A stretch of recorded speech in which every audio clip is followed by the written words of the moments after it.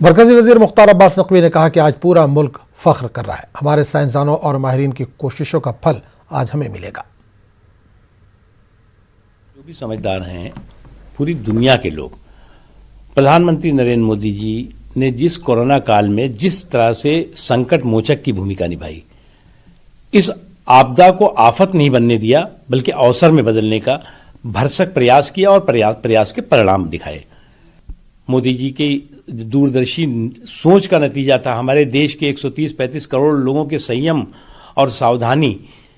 और का नतीजा था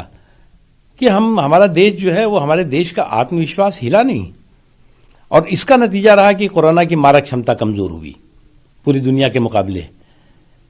और आज जो है वो उस कोरोना काल में चाहे 90 करोड़ लोगों को भोजन की व्यवस्था करने की बात रही हो, चाहे किसानों को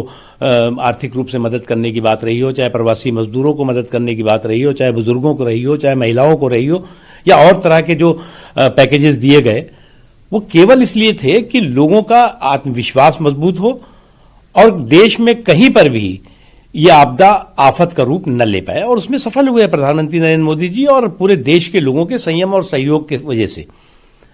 आज जो है वो हमें इस बात का गर्व है, हर हिंदुस्तानी गर्वान्वित महसूस करता है कि हमारे देश में हमारे वैज्ञानिकों के प्रयासों का परिणाम आज सामने दिखाई पड़ रहा है।